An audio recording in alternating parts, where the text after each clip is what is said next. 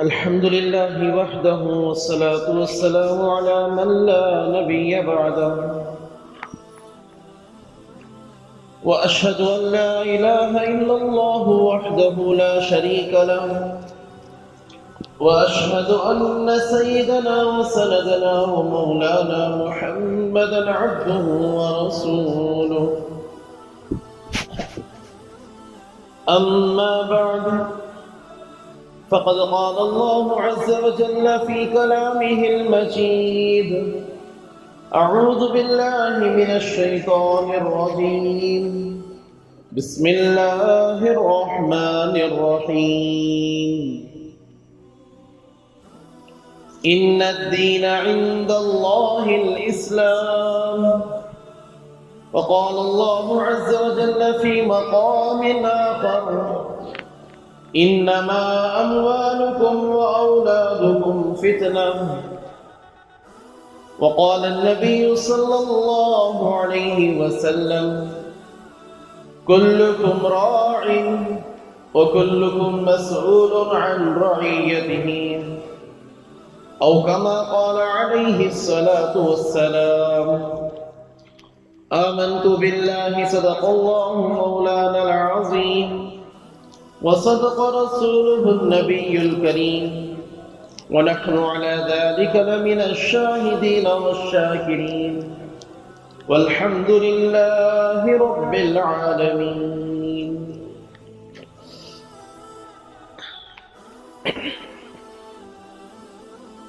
محترم بزرگوں، عزیز دوستوں، اللہ کے لاڈلے اور پیارے بندو،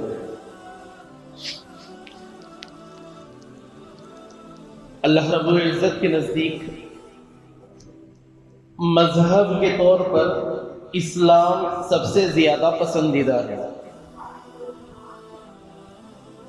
روز اول ہی سے جس دن کائنات بنی اسی دن سے مذہب کے طور پر اللہ تعالیٰ نے اسلام کو چن رکھا ہے. حضرت آدم علیہ السلام سے لے کر حضرت عیسیٰ علیہ السلام تک جتنے انبیاء آئے، سب کی محنت بھی یہی تھی کہ اسلام نافذ ہو جائے، اسلام کو مذہب کے طور پر لوگ قبول کر لیں. مگر اللہ تعالیٰ کا اپنا نظام ہے کہ اللہ تعالیٰ نے تمام انبیاء کے بعد آخر میں ہمارے اور آپ کے آقا تاجدار مدینہ حضرت محمد مصطفیٰ صلی اللہ علیہ وسلم کی ذات اقدس کے طفیل میں ہمارے لیے، اس امت کے لیے اللہ تعالیٰ نے اسلام کو چنا، اور یہاں پر اللہ تعالیٰ نے یہ چیز ثابت کر دی اور دین کو مکمل کر دیا. اب اس کے بعد نہ کوئی مذہب ہے، نہ کوئی دین ہے، نہ کوئی نبی آنے والے ہیں، کوئی نئی شریعت آنے والی نہیں ہے. اسلام ایسا مکمل مذہب ہے، انسان چاہے جس لائن میں ہو، جس درجے میں ہو، جس کسی بھی مسئلے میں ہو، اگر شریعت کی رہنمائی چاہتا ہے، فتنوں کے دور کے اندر ایک جو اہم اور بڑا فتنہ آج کل چل رہا ہے وہ ہے ارتداد و الحاد کا فتنہ. مسلمان لڑکوں اور خصوصاً لڑکیوں کو اپنے دین سے، اسلام سے ہٹا کر غیر مذہب میں داخل کرنے کی کوشش اور سازشیں چل رہی ہیں. بہت بڑا فتنہ ہے جس سے امت مسلمہ، ہمارے مسلم معاشرے، ہمارے مسلم محلے، ہمارے مسلم محلوں کے بڑے بڑے نامور لوگ غافل ہیں، غفلت میں ہیں. انہیں اس کا علم بھی نہیں، اس کا علم بھی نہیں ہے. اکثروں کو اس کے بارے میں معلوم کرنے کی ضرورت بھی نہیں سمجھتے.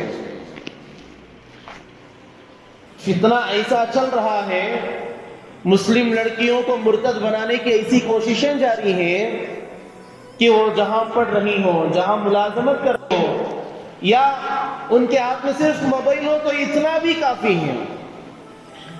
مسلم لڑکیاں سوشل میڈیا پر اس طریقے سے آج لگی ہوئی ہیں، مرتد بنانا یا اپنے فریب میں، اپنے دھوکے میں، پیار و محبت کے دھوکے میں پھنسا لینا کوئی بڑی بات نہیں رہی، بہت آسان ہے۔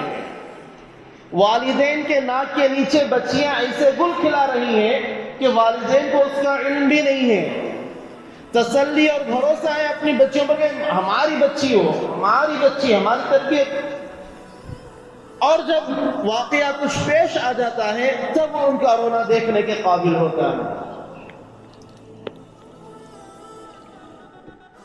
مسلمانوں کے اندر ان کی جو اصل طاقت، جیسے میں بار بار کہتا ہوں، وہ بس یہی ہے کہ ایمان باللہ، اللہ پر ایمان و یقین مسلمانوں کا جو ہوتا ہے، اللہ اور اس کے رسول سے جو محبت ہوتی ہے، یہی چیز اصل مسلمانوں کی طاقت ہے۔ اور ہمارے اولاد کے اندر آج کی جو نسل چل رہی ہے، اس کے اندر اس چیز کی بڑی کمی ہے، بڑی کمی۔ بھئی ایمان کے بارے میں، آخرت کے بارے میں، عقائد کا انہیں کوئی علم ہی نہیں ہے، کچھ نہیں پتا۔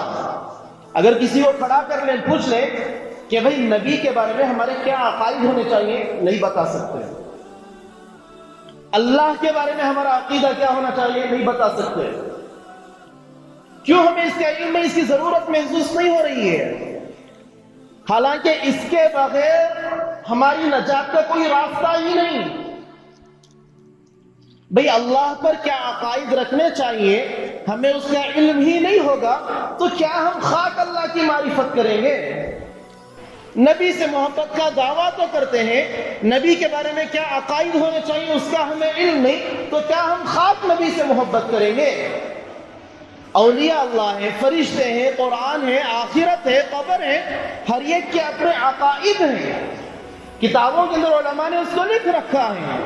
یہ مکتب میں بیٹھ کر علماء ایسے ہی محنت نہیں کرتے، یہ مکاتب کی کوششیں، اس کے بارے میں جوڑ، اس کے بارے میں محنتیں، اس کے بارے میں سر جو پھوڑ رہے ہیں، اس کے بارے میں جو علماء بڑے بڑے ہمارے رات و دن کی محنتیں کر رہے ہیں، یہ ایسے بیکار میں نہیں۔ یہ لوگ بیوقوف نہیں ہے کہ ایسے ہی اپنے دن اور رات کا فیصلہ گواہ، مکتب قائم کرو، بچوں کو جمع کرو، بچوں کو مکتب میں داخل کرو، آوازیں لگانا، یہ بیکار نہیں پھر رہے ہیں، دور اندیشی ہے۔ مرد قلندر جو دیکھتا ہے وہ پردوں کو زائل کر کے ہٹا کر دیکھتا ہے، اس کی دور بینی عام انسان کی نظر میں نہیں آتی۔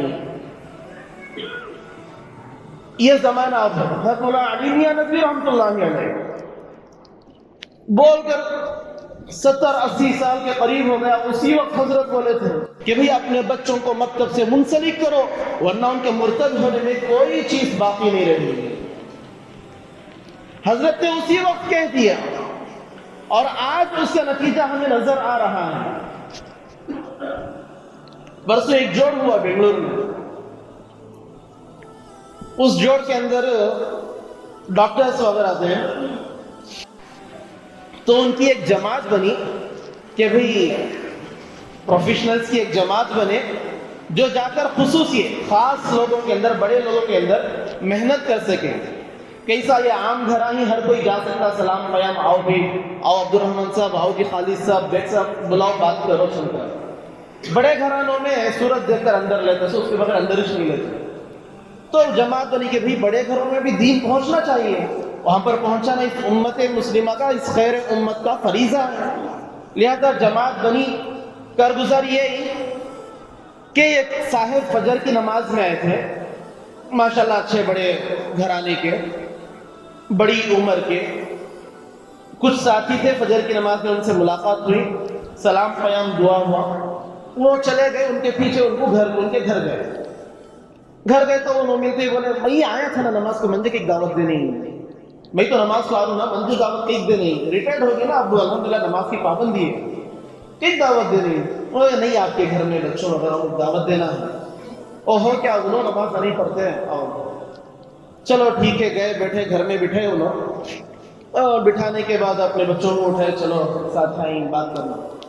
بچے آ کر بیٹھے، ساتھیاں بیٹھی، تو ان لوگوں نے پہلے اپنا تعارف کروایا کہ دیکھو ہم ڈاکٹرس ہیں، انجینئرس ہیں، لیکچرر ہیں، الحمدللہ ہم آپ کے برابر کے ہی لوگ ہیں، کوئی چھوٹے آ کر آپ کو نیند سے جگا دیا ایسا مت سوچو۔ خیر تعارف ہو گیا۔ اس کے بعد میں ایمان و یقین کی بات چلی۔ ہمارا ایمان اس پر بھی ہے کہ مرنے کے بعد دوبارہ زندہ ہونا ہے نہیں ہمارا ایمان نا؟ اگر اس پر ایمان نہ ہو تو مسلمان نہیں ہے۔ مرنے کے بعد دوبارہ زندہ ہے، آخرت ہے، آخرت کی زندگی ہے، اس میں سوال و جواب ہوں گے، اللہ تعالیٰ حساب کتاب لیں گے، اچھوں کے لیے جنت ہے اور بروں کے لیے دوزخ ان کا ٹھکانہ بنے گا۔ ایمان و آخرت کی بات چل رہی تھی، تو ایک ساتھی نے باتوں میں کہا کہ بھی مرنے کے بعد زندہ ہونا ہے، تو ان کی اولاد میں سے ایک بچے نے کہا بھئی بات روکو، ساری چیزیں میں مانتا ہوں، اللہ نہیں گے، نبی بھی آئے تھے شاید، یہ مرنے کا اور زندہ ہونے کا لاجک مجھے سمجھ میں نہیں آتا۔ کون بھی دوسرے غیر نہیں جن کے والد فجر کی نماز پڑھ رہی اور وہ اس تسلی میں ہے کہ بھی میرے بچے بھی دیندار اچھے، نماز نہیں پڑھنی ہوتا اچھے، مسلمان اچھے میرے بچے، اور اس بچے کی حالت یہ ہے کہ اسے بعد الموت کا ایمان نہیں۔ مرنے کے کیوں نہیں ہے؟ کیونکہ بچپن سے اس کے تعلیم کی فکر نہیں کی گئی۔ اس مکتب کے اندر سال اول کے اندر بچوں کو پڑھایا جاتا ہے مرنے کے بعد دوبارہ زندہ ہونا ہے، قیامت ہے، آخرت ہے، ہمارا خدا اللہ ہے، ہر چیز بچوں کو پڑھائی جاتی ہے۔ بچوں کو معلوم ہوتا ہے کہ بھی بچپن سے اس کے دل میں بیٹھا کہ بھی مرنے کے بعد ایک زندگی ہے، سوال و جواب ہوگا، میرے اچھے کا بھی حساب ہوگا، میرے برے کا بھی حساب ہوگا، ہر عمل ہر کام سے پہلے اس کے سامنے باتیں موجود ہوتی ہیں۔ بچپن سے بچوں کی تعلیم کی فکر نہیں کی جاتی، جس کا نتیجہ یہ نکلا کہ فرماتے ہیں وہ جو وہاں پر جماعت تھی ان کے سامنے باپ نے رونا شروع کر دیا، سر پکڑ لیا کہ میرا بچہ کیا بات کر رہا ہے۔ باپ بول رہا بیٹا کیا بول رہا ہے، تو تمہیں رو بات تمہیں معلوم نہیں ہوتا ہوتا، دنیا بہت آگے گئی ہے، سائنس آگے چلے گئے، یہ سب نہیں، چپکے سبھی مرنے کے بعد کون زندہ ہوتا ہے۔ ایسی باتیں مسلمانوں کے درمیان چل رہی ہیں، غیروں میں نہیں، مسلمانوں میں۔ لہذا اس کے لیے ضروری ہے کہ بچوں کی تعلیم کی فکر کریں۔ یہ جو ارتداد کا فتنہ چل رہا ہے، مرتد بنانے کی سازشیں چل رہی ہیں، آئے دن واقعات، یہ ہمارے شہر ہمیں پتہ نہیں ہوگا یا یہاں پر واقعات چلے ہوں گے، ہر شہر کے اندر یہ کوششیں سازشیں چل رہی ہیں کہ کس طریقے سے مسلم لڑکیوں کو مرتد بنایا جائے، غیر مذہب میں لا کر ان کے ساتھ شادی بیاہ رچائی جائے۔ باقاعدہ اردو اخبارات کے اندر، ہندی اخبارات کے اندر ایک کالم بھی آیا تھا کہ کٹر ہندوتوا قسم کا ایک کوئی لیڈر تھا، یہ اعلان بھی کروایا تھا کہ جو کوئی غیر مسلم نوجوان مسلم لڑکیوں کے ساتھ دھوکہ دہی کرے گا، فریب کر کر اپنے جال میں پھنسائے گا اور اس شادی کرے گا، اس کی زندگیاں برباد کرے گا، اسے مسلم سے غیر مسلم بنا دے گا، اس کے لیے اتنے ہزار کا میں انعام رکھتا ہوں۔ کھلا اوپن چیلنج، کھلا اعلان آیا تھا، شاید آپ حضرات نے پڑھا ہو یا نہ پڑھا ہو، میں پڑھ کر تھا۔ اس طریقے سے کھلا سازشیں کی جا رہی ہیں، اور پھر نام کیا؟ لو جہاد۔ بھئی مسلم لڑکے غیر مسلموں کو، غیر مسلم لڑکیوں کو پھانس کر اپنے جال میں لا کر مسلمان بنا رہے ہیں، اس لیے ہم بھی یہ کوششیں کر رہے ہیں کہ غیر مسلم لڑکیوں کو پھانس کر غیر مسلم بنایا جائے۔ الگ الگ طریقے سے، الگ الگ ہتھ کنڈے، الگ الگ نام دے کر کھلا وہ لوگ سازشیں کر رہے ہیں۔ ان کی جماعتیں کھلا اعلان کرتی ہیں کہ جو مسلم لڑکی غیر مسلم بن جائے گی اس کے لیے یہ انعامات دیے جائیں گے۔ کالجوں کے اندر باقاعدہ ان کے بچوں کے ذریعے سے دعوت پھیلائی جاتی ہے، مسلم لڑکی ہے، پڑھنے لکھنے کا خرچہ نہیں سنبھال سکتے ان کے گھر والے، لہٰذا کوئی مسلم لڑکا ہے، مسلم لڑکی جو اس کی فرینڈ ہوتی نہیں غیر مسلم، وہ کہتے کہ تو ٹینشن لینا کو، ہمارے دوست آئیں، ہمارے فلاں ہیں، وہ تیرا خرچہ سنبھالیں گے۔ کچھ سال اس کے ساتھ اچھا رویہ اختیار کیا جاتا ہے، اس کے خرچے اٹھائے جاتے ہیں، کھانے پینے کے خرچے، گھومنے پھرنے کے خرچے۔ اب جو اس کے ساتھ خیر خواہی کرے، جو اس کے ساتھ اچھائی کا معاملہ کرے اور وہ زندگی بھر دکھا رہے ہیں کہ ہم تمہارے خیر خواہ ہیں، وہ ان کے دامن میں کیوں جا کر نہیں بیٹھیں گے؟ بہت بہت بہت بڑا فتنہ چل رہا ہے، آگ لگی ہے، دور لگی ہے، ہمارے گھر تک پہنچنے میں بھی دیر نہیں لگے گی۔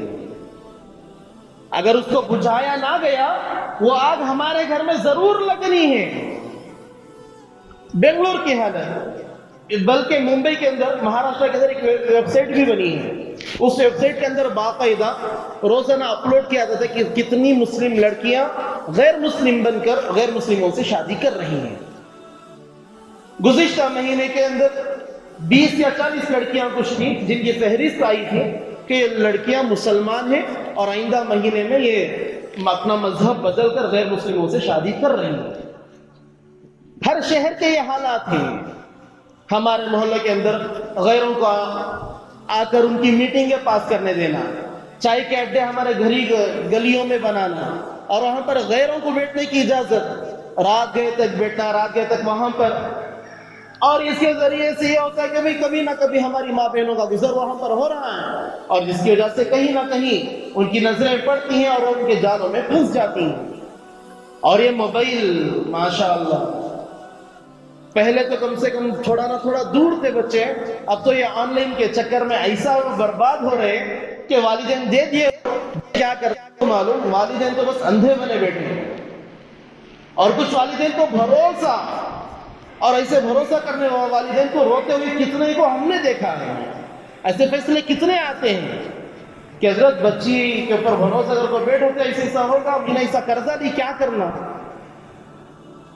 بہت سارے واقعات روزانہ ہر شہر کے اندر یہ چیزیں ہو رہی ہیں، اور ہر شہر کے اندر دشمن کی جماعتیں کوششوں میں لگی ہیں۔ لہذا اس کا دروازہ بند کرنے کے جو ذریعے ہیں، اس فتنے کو ختم کرنے کی جو کوششیں ہیں، اس میں سب سے پہلی کوشش تو یہ ہے کہ اپنے بچوں پر کڑی نگرانی رکھیں۔ اللہ کے لیے پیار محبت اپنی جگہ، ضرور پیار کریں، ضرور بچوں سے محبت کریں، مگر ان پر چیل کی نگاہ، بولتے تھے بڑے، چیل کی نگاہ رکھیں کہ لمحے بھر کے لیے وہ پلک بھی نہیں جھپکتا اپنے نشانے پر سے۔ ایسی نگاہ اپنے بچوں پر رکھیں، چاہے لڑکا ہو یا لڑکی ہو، دونوں پر بالکل کٹر نگاہ ہم رکھیں، چاہے وہ اپنا جانی دشمن ہمیں سمجھ رہے ہوں، مگر ان کی کامیابی اور ان کی نجات اسی میں ہے۔ بچے کہاں پڑھ رہے ہیں، کیا کر رہے ہیں، tuition, extra classes, extra tuition کے نام پر بچے کہاں کہاں گھوم رہے نہیں پتا۔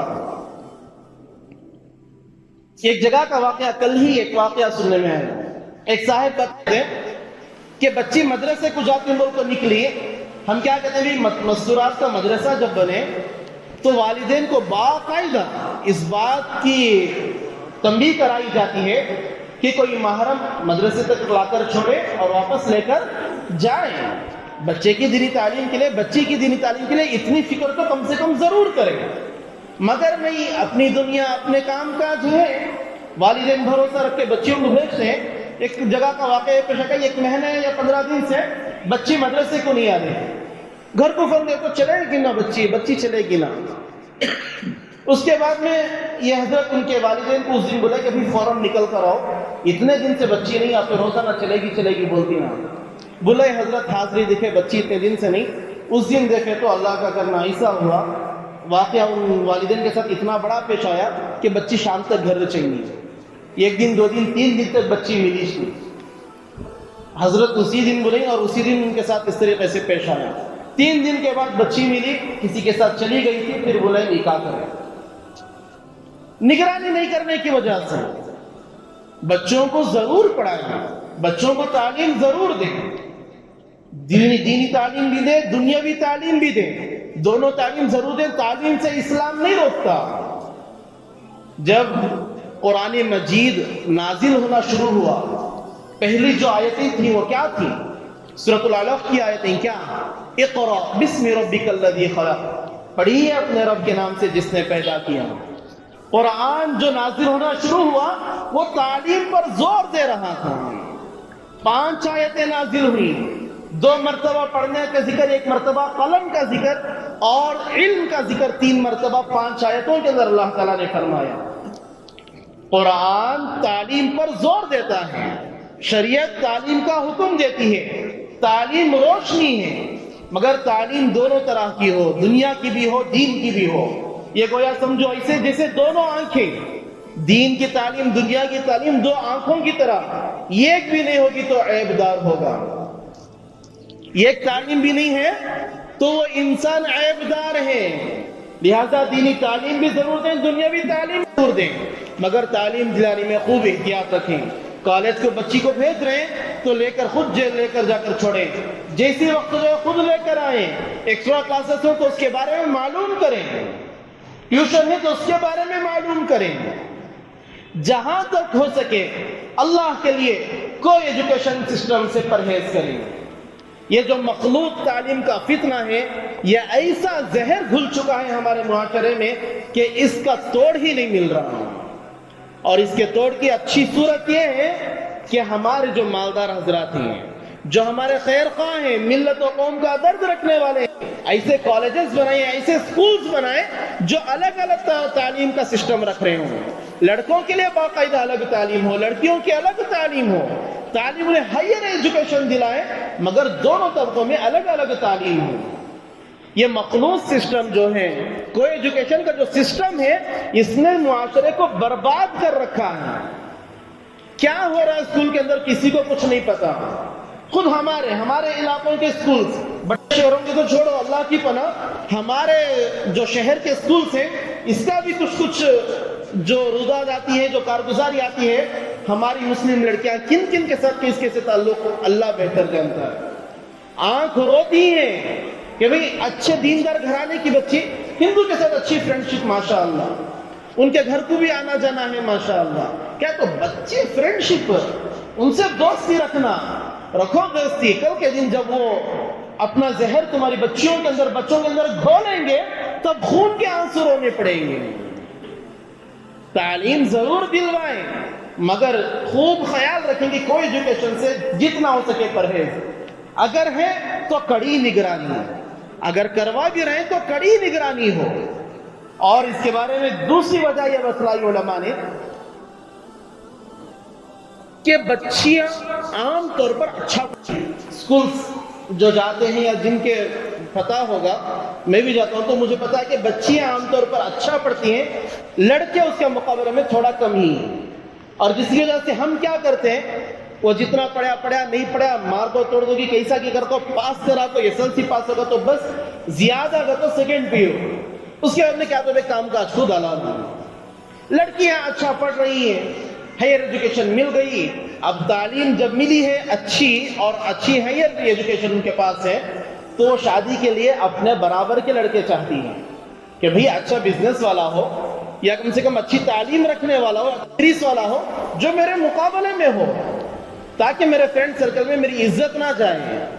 اب لڑکا، مسلم لڑکا کوئی ان کا مقابلے کا نہیں ملتا، تو ایسے بہت سارے واقعات آئے ہیں جن میں لڑکیوں نے صاف کہا کہ ہمارے برابری کا نہیں، آپ ڈھونڈ نہیں پاتے، والدین سے کہتی ہیں ہمارے برابری کا آپ ڈھونڈ نہیں پاتے، فکر نہ کرو، ہمیں ڈھونڈ لیتی ہیں، اور ڈھونڈتی ہیں غیروں کے مذاہب میں، کیونکہ ان کے اندر تعلیم دلانے کا بہت اچھا نظام ہے۔ اگر کوئی پڑھ نہیں پاتا تو اس کے لیے باقاعدہ فنڈنگ ہوتی ہے، پیسہ جمع کرتے ہیں، ان کے اندر ایک نظام ہے جو ہمارے اندر نہیں ہے، کہ اپنی کمائی کا کچھ فیصد ہر ایک کے لیے لازم ہے کہ وہ جمع کروائے۔ وہ بولتے نہیں سب سے، ہم ایسا کرنے بولنے نہیں بیٹھتے، ہمیں ذرہ کرے تو اچھالتے سو بلہ کا، کرتے سچارے نہیں، دکھاتے سو بارہ نہیں ہمیں۔ ان کے اندر دکھاوا نہیں، بولنے کا نہیں، بس کرنا، اندر کام کرنا، ان کے اندر یہ سسٹم بنا لیا ہے ان لوگوں نے، اور وہ لوگ فنڈنگ کر کے ان لوگوں کو باقاعدہ تیار کرتے ہیں۔ آپ یہ ایک نظر دوڑو پولیس سسٹم کے اندر، ملٹری کے اندر، یا دوسرے بینکوں کے اندر، یا گورنمنٹ کاموں کے اندر، کتنے ہمارے لوگ کتنے فیصد ہیں اور غیروں کے کتنے فیصد ہیں۔ نظر دوڑو، آپ خود سمجھ لیں گے کہ ہم نے کتنی محنت کی اور انہوں نے تعلیم پر کتنی محنت کر رکھی ہے۔ ابھی بھی وقت نہیں گیا، مایوسی تو اسلام میں ہے ہی نہیں، مایوسی اسلام میں ہے ہی نہیں، مگر اس کا دھیان رکھیں گے، تعلیم پر خرچ کریں، اپنے بچوں کو بھی اچھی تعلیم دلائیں، بچیوں کو بھی اچھی تعلیم دلائیں۔ اور ایک سب سے بڑی بات جو ایک بہت بڑا اہم عنوان ہی ہے کہ نکاحوں کو اللہ کے لیے آسان کریں۔ سادے اور آسان نکاح کے نمونے پیش ہیں. خصوصاً مالدار حضرات سے درخواست، خصوصاً مالدار حضرات سے یہ درخواست ہے کہ اپنے بچوں کا نکاح، بچیوں کا نکاح آسان انداز میں کر کے دکھائیں، آسان انداز میں اور ایک دم سادہ انداز میں. 10-15 لاکھ کا جو خرچ آپ وہاں پر کر رہے ہیں وہ کسی اور بچی کی شادی یا کسی کی تعلیم پر خرچ کریں. نکاحوں کو ہم نے بہت مشکل بنا دیا، بہت مشکل. آج آپ چاہے محلے کا ایک جائزہ لیں، جتنے گھروں میں بن بیاہی لڑکیاں ملیں گی، ماں باپ کا بس یہی رونا ہے کہ وقت پیسے نہیں بچی کی شادی کرے سکتے ہیں. جہیز ایک تو یہ تھا کہ پہلے جہیز ہاں بھی چلو شادی ہوئی تو یتہ دینا، اب تو اتنے بے شرم جبری طور پر پوچھ کر لیتی، یہ گاڑی ہونا، یہ کار ہونا، یتہ مال ہونا، یتہ یہ ہونا، ہمارا لڑکا یتہ پڑھا تو اسے یتہ دینا. اچھا ہمیں پہلے جوئی کو یتہ لے لے کو آئے تھے، ہمیں اب یتہ دے. اللہ معاف فرمائے، اللہ معاف فرمائے. یہ ہمارے معاشرے کے اندر غیروں کی بات نہیں، دوسروں کی بات نہیں، یہ ہمارے اندر چل رہا ہے. اور جو جاہلین دینی گھرانے، نماز پڑھنے والے، دینداری رکھنے والے، ان لوگوں کی بھی یہی حالت ہے. انشاءاللہ یہ الگ عنوان ہے، اس پر انشاءاللہ بات چلے گی. نکاحوں کو آسان بنانے. نکاح جس معاشرے میں مشکل بن جاتا ہے، زنا اس معاشرے میں آسان بن جاتا ہے. اور لڑکیاں یہ بھی کوشش میں یہ بھی بات کرتی ہیں، یہ کارگزار یہی. ایک لڑکی کے بارے میں آیا، غیر کے ساتھ شادی ہو گئی، ممبئی کی، پونا کی. بات کیا ہوئی، اس لڑکے سے جب بات کی تو پوچھا کہ بھئی کیا تھا، اچھا پڑھنے والی بچی نہ ماتو کہیں کو غیر سے شادی ہوگی، دیندار کی بچی. تو وہ بولی کہ میرے گھر کو 23 رشتے ہیں، کہتے 20 پر 3 رشتے ہیں، چا پانی کرتے آتے ہیں. ہمارے اماں باپ کو وہ خرچہ بہت زیادہ تھا، ان کو آئے جب چا پانی کراؤ، ناشتہ کراؤ، کھلاؤ، ان کی آؤ بھگت کرو. اور 23 رشتے بھی مجھے ٹھکرا کر چلے گئے میری اچھی ڈگریوں کے باوجود. 23 رشتے ٹھکرا کر گئے. اب مجھے میرے سماج نے قبول نہیں کیا، غیروں کا سماج قبول کرنے کے لیے تیار ہے، میں کیوں نہ وہاں پر جاؤں. ہمارا سماج یہ ہم ہی لوگ ہیں، سماج کوئی اور نہیں، ہم ہی لوگ. ہم نے نکاحوں کو مشکل بنا دیا، لہذا اس کی وجہ سے ہماری مسلم بچیاں غیروں کے دامن میں بیٹھی. لہذا ان چیزوں پر دھیان دیں. تعلیم، دینی تعلیم بھی دلوائیں، مکاتب سے اپنے بچوں کو جوڑیں، اپنے نوجوانوں کو جوڑیں، اپنی بڑی بچیوں کو جوڑیں. تعلیم بالغان، مستورات کا مکتب، چھوٹے بچوں کا مکتب، بڑی عورتوں کا مکتب کا بھی اللہ کے لیے نظم کریں. اور کوئی ایجوکیشن سسٹم سے جتنا ہو سکے پڑھیں، اگر ہے تو اس پر کڑی نگرانی. نکاح کو آسان بنائیں، نکاح کو آسان بنائیں. اور سب سے آخری چیز یہ ہے کہ گھروں کے اندر تعلیم کا نظام شروع کریں. ہو سکے فضائل اعمال نہیں، کوئی بھی اچھی کتاب، کوئی بھی اچھے عالم کی کتاب جس کے اندر حدیثیں ہوں، جس کے اندر اچھی باتیں ہوں، اٹھاؤ بچوں کے سامنے وہ چیزیں پڑھو، تاکہ بچوں کے ذہنوں میں روزانہ یہ کچھ نہ کچھ سبق ملتا رہے انہیں کہ بھئی دین ہے، دین حق ہے، دین سے محبت رکھنا ہے، اسلام سے، اللہ سے، رسول سے، قرآن سے محبت رکھنی ہے. اپنے نوجوان بچوں کو علماء سے تعلقات پیدا کرو. باپ بچوں کو ساتھ ملاؤ، علماء سے ملاؤ، ایک بار نہیں 10 بار ملاؤ، ان کے ساتھ بیٹھو، بچوں کو لے کر بیٹھو، حضرت کچھ نصیحت کرو، حضرت کوئی قرآن کی بات سنو، حضرت کوئی حدیث کی بات سنو، تاکہ بچے سیکھیں. بچے سیکھیں باپ یہ کر رہا ہے تو مجھے بھی یہی کرنا ہے. بچوں کا تعلق علماء سے رہے گا، وہ دوسروں کے پنجے میں پھر نہیں پھنسیں گے. علماء سے کٹیں گے پھر دوسروں کے پنجوں میں پھنسنا آسان ہے. لہٰذا ان چیزوں کی فکر کریں. یہی چند گزارشات آپ کے سامنے ہیں. اللہ تعالیٰ سے دعا کہ اللہ تعالیٰ مجھے اور آپ کو اور تمام امت مسلمہ کو کئی ساری باتوں پر عمل کی توفیق عطا فرمائے. آمین. وآخر دعوانا الحمد للہ رب العالمین.